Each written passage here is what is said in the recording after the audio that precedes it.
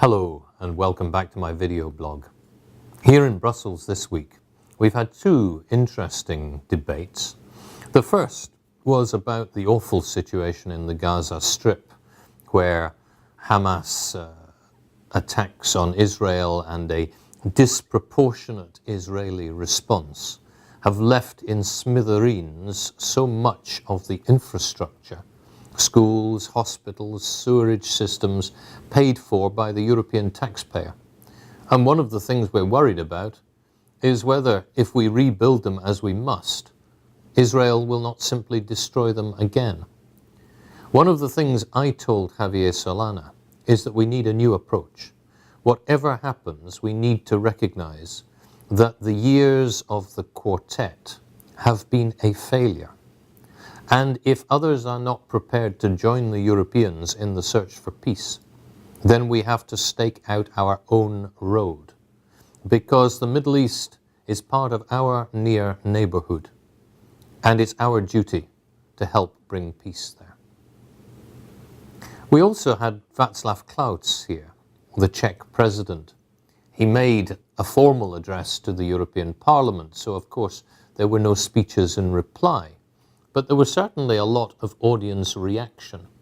There was a lot of stomping and cheering from the British Conservatives and some of the other right-wingers within our chamber, particularly on the anti-European side, because they liked Václav Klaus's message of bashing the Brussels institutions and pretending that somehow Europe could be different. But there was reflection, quiet reflection among others, about some of the criticisms he made of Europe, some of which have some validity.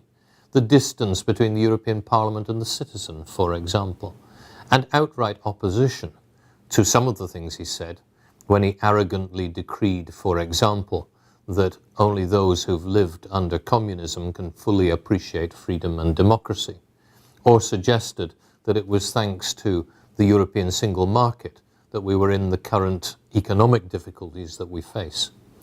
It was one of those moments that defines parliaments, that starts the political blood coursing through the veins. I'm glad he came. I'm very pleased we live in a Europe where we have the freedom of speech for people to come and give that kind of message. But I'm glad too that our president and many of us in statements afterwards said how much we disagreed with him, how we welcome the Czech Republic's membership of the European Union, but how we want to see a rather more constructive approach to making Europe work. Do come and visit my video blog again in future weeks. I'll be pleased to report back on my opinions on what's going on here.